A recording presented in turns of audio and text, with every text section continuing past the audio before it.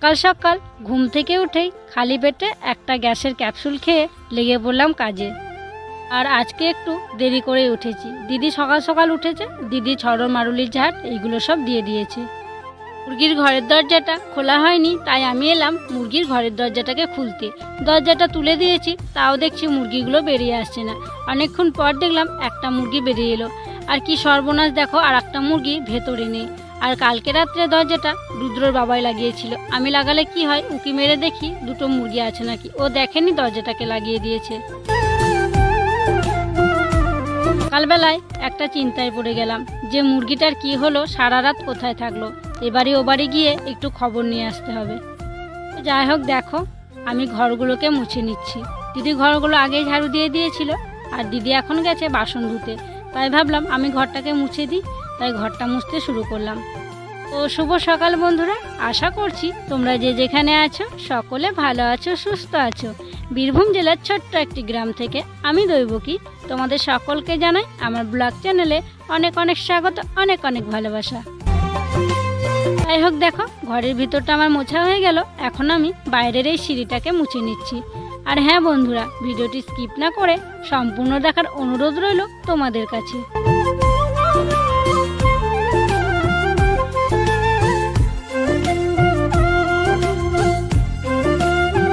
ঘরগুলো মুছলাম, মুছে রুদ্রসোনাকে ঘুম থেকে ওঠালাম, উঠিয়ে ওকে খাইয়ে দিয়েছি। তারপরে ওর কাণ্ড দেখো, সেই মুনুটার লোমগুলো একটু খাড়া খাড়া হয়ে গেছিলো। ও আবার একটা চিরুনি নিয়ে ওকে আঁচড়ে দিচ্ছে। ও কিছুতেই আঁচড়ে নেবে না, ওর পিছন পিছন দৌড়ে দৌড়ে যাচ্ছে। দাঁড়া দাঁড়া, আঁচড়ে দেবো, দাঁড়া দাঁড়া করে এরকম করে ওর পিছু পিছু দৌড়ে বেড়াচ্ছে। তো যাই হোক, দেখো এদিকে দিদি আলু কুমড়ো কাটছে, মুড়ি খাবার জন্য তরকারি হবে। তারপর দেখো আমি চলে এলাম উনুন শালটাকে লেপার জন্য। আর কালকে তো বৃষ্টি হয়েছিল, সেই জন্য না বৃষ্টি পড়ে কেমন যেন হয়েছিল। আর এমনি তো বৃহস্পতিবার বলে লেপতেই হতো, তো সেই জন্য আমি উনুন শালটাকে লেপতে শুরু করলাম। তো চলো বন্ধুরা, উনুন শালটা লেপতে লেপতে এবার তোমাদের সুন্দর সুন্দর কমেন্টের উত্তরগুলো দিয়ে ফেলি। তারাপুর থেকে রিয়া দাস লিখেছে যে দিদি ভাই তোমার ব্লগ আমি আমার দিদির ফোন থেকে দেখি, এবার আমি আমার ফোন থেকে দেখব। তোমার ব্লগ দেখতে আমার খুব ভালো লাগে, তোমার ব্লগে আমার নামটা নিও। এই যে রিয়া বোন, আমি তোমার নামটা নিয়ে নিলাম, আর তোমাকে অনেক অনেক ভালোবাসা গো। শিমুরালি থেকে সোমা দিদি ভাই কমেন্ট করেছে যে তোমার ব্লগ আজও দেখলাম, কিন্তু আমার নামটা নিলে না। এই যে সোমা দিদি ভাই, আমি তোমার নামটা নিয়ে নিলাম, আর তোমাকে অসংখ্য অসংখ্য ধন্যবাদ গো কমেন্ট করার জন্য। আর তোমরা অনেকেই বলছো সোমা নামটা কেন বারবার নিচ্ছ, কি বলো তো, সোমা তো একটা নয়, অনেক সোমা আছে। তো সেই জন্য না, যে নাম নিতে বলছে তার নামটা নেওয়া হচ্ছে। তো সেই জন্য আর কি এরকমটা হচ্ছে গো। আর তোমরা যারা নাম নিতে বলছো, তোমাদের সবার নাম আমি এক এক করে আগু পিছু করে নেব গো। একটা ব্লগে দুটোর বেশি নাম নিতে পারছি না, সেই জন্য দেরি হচ্ছে। আর তোমরা এত সুন্দর সুন্দর কমেন্ট করছো, তোমাদের কমেন্টগুলো পড়ে আমি মনে জোর পাচ্ছি যে আমার পাশে কেউ আছে, আমার পরিবারের পাশে কেউ আছে। তো দেখো কমেন্টের উত্তর দিতে দিতে আমার কিন্তু উনুন শালটা লেপা হয়ে গেল। উনুন শালটা লেপে আমি গেছিলাম স্নান করতে। এসে দেখছি দিদি হাঁড়ি কড়াইয়ে মাটিটা দিতে লেগেছে। কারণ দিদি তো জানে আমার শরীরটা খারাপ, সেই জন্য দিদি আর কি বেশিরভাগ কাজগুলো আজকে করে নিচ্ছে। উনুন শালটা তো আমি ভালো করে লেপলাম, কিন্তু এদিকে না খুব কালো করে মেঘ করেছে, মনে হচ্ছে যেন খুব জোর বৃষ্টি আসবে। যদি বৃষ্টি পড়ে আবার সে যাকে তাই হয়ে যাবে। ওই টিনের ফুটোগুলো আছে, ফুটো দিয়ে বৃষ্টি পড়ে উনুন শালটা আবার সেই তাই হবে। দেখো বন্ধুরা, তোমাদেরকে বলতে না বলতেই ঝড় বৃষ্টি শুরু হয়ে গেল। কি জোরে ঝড় দিচ্ছে, আর এটা কিন্তু স্পিড বাড়ানো নয়, এতটা জোরেই কিন্তু হাওয়া বইছিল, একদম সব উড়িয়ে নিয়ে চলে যাচ্ছে। আর দেখো মুষলধারে কিন্তু বৃষ্টিও শুরু হয়ে গেছে।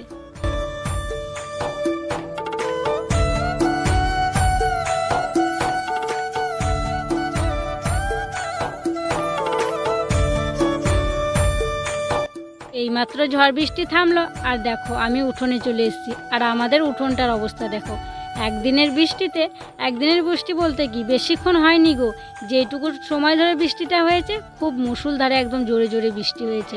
আর আমাদের উঠোনটা একদম পুকুর হয়ে গেছে। আর জলটা কি ঠান্ডা গো, পায়ে দিয়ে একদম ঠান্ডা লাগছে। আর ওদিকে দেখো রুদ্রসোনা বলছে যে আমি নামবো জলে। তো যাই হোক, আমি রুদ্র বাবাকে বলছি যে জলটাকে একটু কাটিয়ে দাও। আর এদিকে দেখো আমার উনুন শালটার অবস্থা দেখো, ওই যে টিন সব সরিয়ে দিয়েছে, একটা ত্রিপল ছিল সেটাকে উড়িয়ে নিয়ে চলে গেছে। আর সকালবেলা এত সুন্দর করে আমি ল্যাপা মোছা করলাম, আর দেখো বৃষ্টি পড়ে কি অবস্থা হয়েছে। ওই যে কোনটাতে গুঁড়ো রাখা থাকে ওইটাতেও বৃষ্টি ছিল বলে সরিয়ে দিয়েছি, আর এই যে এখানটায় বৃষ্টি পড়ে বলে আমি একটা মগ দিয়ে দিয়েছি, মগটাতে যেন বৃষ্টিটা পড়ে সেই জন্য। আর দেখো কতগুলো ফুটো আছে, এই ফুটো দিয়ে বৃষ্টিগুলো পড়েছে। যাই হোক দেখো বৃষ্টিটা থামার পর আমি ঠাকুর সেবা দিয়ে দিলাম। আর আজকে তো বৃহস্পতিবার, তাই ঘট পুজো করলাম।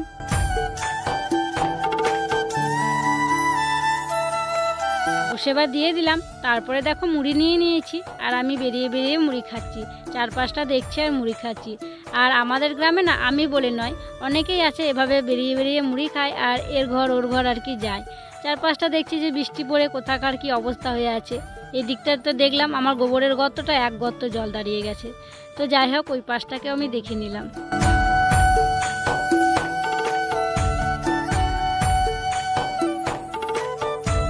মুড়ি খেয়ে কিন্তু আমি দেরি না করেই উনুন ধরিয়ে দিলাম রান্না করার জন্য।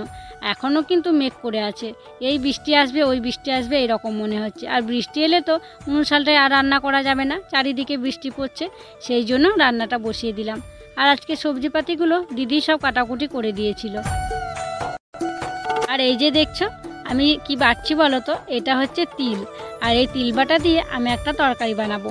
আর এই তরকারিটা খেতে কিন্তু খুবই ভালো লাগে, যেমন আর কি পোস্তর তরকারি করে সেভাবেই আমি এই তরকারিটাকে করে নিচ্ছি। আলু পেঁপে আর এই যে তিল বাটার একটা তরকারি।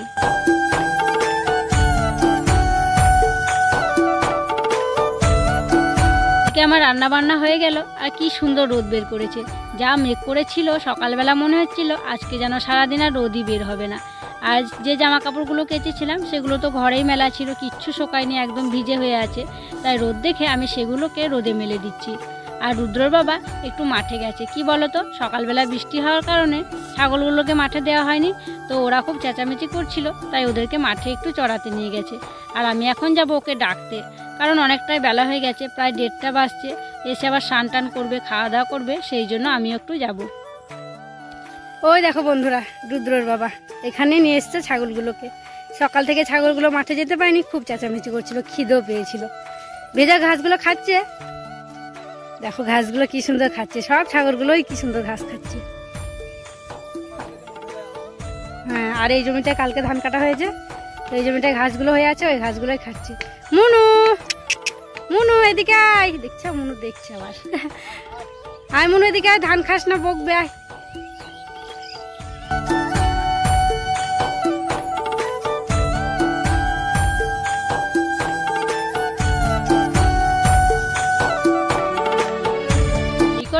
পুকুর ঘাটে ডুবিয়ে রেখেই আমি গেছিলাম রুদ্র বাবাকে ডাকতে। তো ও বললো তুমি যাও আমি আসছি। তো আমি ভাবলাম ও আসুক, তা করতে করতে আমি হাঁড়ি কড়াইটা মেজে নিই। হাঁড়ি কড়াইটা মেজে নেব, তারপর রুদ্র সোনাকে খাইয়ে দেবো, তারপর সবাইকে ভাত দিয়ে দেবো। আর এক ভাই আমাকে কমেন্ট করেছে যে কি গো তোমার এরকম শরীর খারাপ, ভাই বোনও আসছে নাকি? না গো, এরকমটা একদমই নয়। তো একটা কথা তোমাদেরকে বলাই হয়নি, যে কালকে সন্ধেবেলা আমি একটু গেছিলাম ওই যে আশাকর্মী থাকে না ওদের বাড়িতে প্রেশারটা চেক করতে, এরকম হচ্ছে বলে। তো ওখানে প্রেশার চেক করলাম, তারপর বললো যে আমার প্রেশারটা একদমই লো আছে, সেই জন্য এরকমটা হচ্ছে। হ্যাঁ, তোমরা অনেকেই মনে করতে পারো যে আমি আবার হয়তো মা হতে চলেছি, কিন্তু না গো, এরকমটা নয়। আর এই সময় যদি এরকমটা হয় অনেকটাই কিন্তু অসুবিধা হবে, কারণ বাড়ির পরিস্থিতি তোমরা বুঝতেই পারছো, শাশুড়ি মা অসুস্থ, শ্বশুরমশাই অসুস্থ, আবার ছোট একটা বাচ্চাও আছে। আর তোমরা যেটা ভাবছো সেরকম যদি কোনো খবর হতো তোমাদেরকে তো জানাতামই আমি। তো যাই হোক দেখো আমার হাঁড়ি কড়াইটা মাজা হয়ে গেল, তারপরে হাঁড়িটা রাখতে এসে দেখছি টাইম কলটায় জল পড়ছে। তো ভাবলাম এক হাঁড়ি জল তুলে রাখি, কারণ এখনকার দিনে তো ঝড় বৃষ্টি হচ্ছে। আর আমাদের গ্রামে কি হয় জানো তো, একটু ঝড় বৃষ্টি হলেই না কারেন্ট থাকে না, আর কারেন্ট চলে গেলেই তো টাইম কলে আর জল দেবে না, সেই জন্য হাঁড়িটায় জল ভরে রাখলাম। জল ভরে নিয়ে এলাম, তারপরে দেখো সবাইকে খেতে দিয়ে দিলাম। আর শ্বশুরমশাই এখন অনেকটা সুস্থ আছে, নিচে বসেই খাচ্ছে, আর ওখানে শাশুড়ি মা বসেছে আর ভাগ্নিও খাচ্ছে। এবার আমি রুদ্রকেও খাইয়ে দেবো। আর সব থেকে মজার জিনিস হচ্ছে এই যে দেখছো তরকারিটা, এটা কিন্তু পোস্তকেও ফেল করে দেবে। শ্বশুরমশাই বলছে তরকারিটা খুব ভালো হয়েছে। খাওয়া দাওয়া শেষ করে দেখো চলে এলাম পুকুর ঘাটে একটু বাসনগুলো মাজতে। আর একটু বৃষ্টি হয়েছে, দেখো অনেকটাই কিন্তু জল হয়ে গেছে। আর আজকে ভাবছি বাসনগুলো মেজে আর কোনো কাজে হাত দেবো না, একটু রেস্ট নেব। তোমরা অনেকেই কমেন্ট করে বলছো যে তুমি কত কাজ করছো, একটু রেস্ট নাও, তোমার এত কাজের জন্যই শরীর খারাপ হচ্ছে। সত্যি গো, অনেকটাই কাজ করা হচ্ছে। তো যাই হোক, আজকে একটু ঘুমাবো বাসনগুলো ধুয়ে নিয়ে যাওয়ার পর। ঘুম থেকে উঠেই দেখছি দেখো মুরগিটা চলে এসছে। সারাদিন না আমি খুব চিন্তা করছিলাম মুরগিটাকে নিয়ে। এই যে দুজনে এখন আর কি ঘরে ঢোকার সময় হয়েছে, আর দুজনে কি সুন্দর চলে এসছে। সত্যি আমার খুব ভালো লাগছে যে মুরগিটা নিজেই চলে এসছে। আর সেই যে দুপুরে খাওয়া দাওয়া করে শুয়েছিলাম, অনেকটা দেরি হয়ে গেছে উঠতে। আর দেখো প্রায় সন্ধে হয়ে গেছে, আর আমি আর দেরি না করে কাপড়টা ছেড়ে সন্ধে বাতি দেওয়ার জন্য দোয়ার ঘরে জল দিয়ে দিচ্ছি।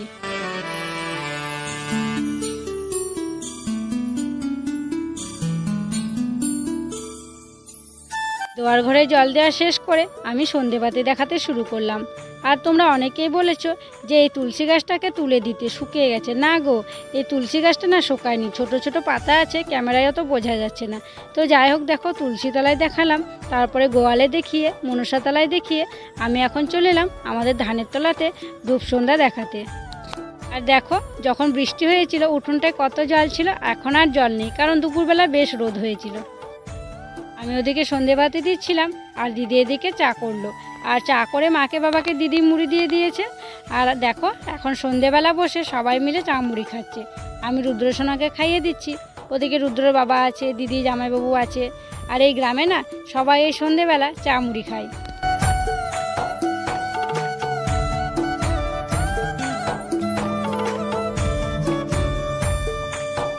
মুড়ি খেলাম, তারপর দেখো রুদ্রসোনাকে একটু পড়তে বসালাম। আর ওকে বলছে একটু বসে পড়ো, ও সেই শুয়ে পড়বে। তো যাই হোক, বাচ্চারা তো এটা ওটা বায়না করবেই, ওই বায়নার ছলেই কিন্তু বাচ্চাদেরকে পড়াতে হবে। রুদ্রসোনাকে পড়িয়ে দেখো আমি চলে এলাম রুটি করার জন্য। আর মা আজকে রাত্রে রুটি খাবে, তাই বেশি রুটি করছি না, 3টে রুটি করছি। বন্ধুরা, আজকের ভিডিওটি আর বড় করছি না, এখানেই শেষ করছি। তোমরা সকলে ভালো থেকো, সুস্থ থেকো। আর যারা নতুন বন্ধু তাদেরকে আমার পাশে থাকার জন্য অনুরোধ করছি। আর যারা পুরনো বন্ধু হয়ে আমার পাশে আছো তাদেরকে আমার অসংখ্য ধন্যবাদ, অনেক ভালোবাসা গো।